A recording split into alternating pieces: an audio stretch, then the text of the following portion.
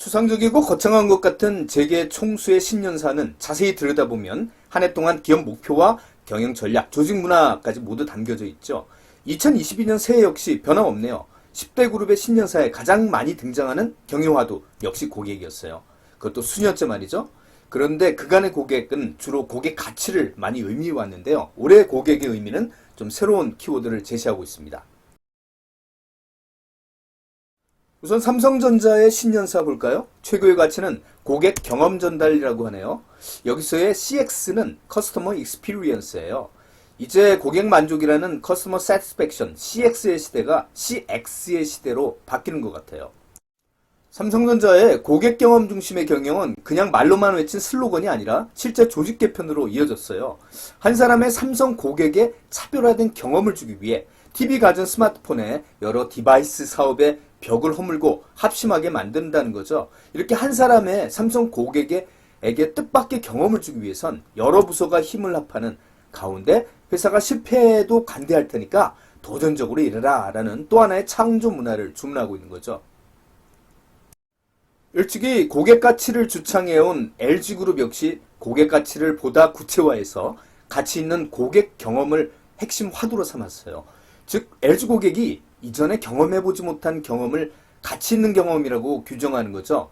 따라서 올해 아마 LG 직원분들은 분기별 부서기획서 안에 항상 새로운 고객 경험을 주기 위한 자기 부서의 아이디어를 넣어야 할 듯합니다. 사실 고객 경험은 마케팅에선 체험 마케팅이라는 이름으로 그간 많이 주목받아 왔죠. 그런데 이제 마케터뿐만 아니라 개발자, 생산부서, 인사부서 등의 모든 직원이 지향해야 하는 생존의 화두가 되고 있어요. 도대체 그 이유 궁금하지 않으신가요? 여러분의 회사를 한번 생각해 보실까요? 마케팅 이외에 여러 부서분들은 얼마나 고객을 업무의 중심에 두고 일 처리를 진행하고 있는가요? 혹시 좌측의 그림처럼 매출액과 시장 점유율에만 관심을 갖고 각 부서원들이 일하고 계시지는 않나요? 근데 이제는 고객 중심의 회사에서 고객 경험 중심의 회사로 바뀌어야 합니다. 어떻게 하면 우리 고객이 구입 과정이나 사용 과정에서 보다 감동적이고 유익하고 또는 재미있는 뜻밖의 경험을 제품에 집어넣을지 모든 직원이 고민해야 한다는 것이에요.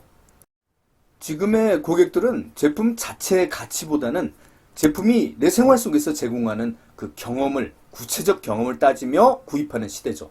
젊은 MZ세대의 이러한 구입 방식이 코로나를 겪으면서 아마 전 세대로 확대되고 있는 느낌, 저만의 생각인가요? 이러한 고객 경험에 집착하지 않는 기업은 이러한 의미를 되새겨볼 시점입니다.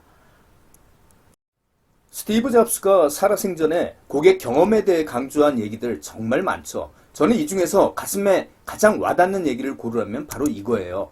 사실 저도 상품 기획 업무를 좀 해봤지만 상품 기획에 시간이 쫓기다 보면 어느 순간 저도 모르게 고객들을 위해 이번엔 뭘 새로 좀 담을까 하는 그런 생각에 몰두하게 되는데요.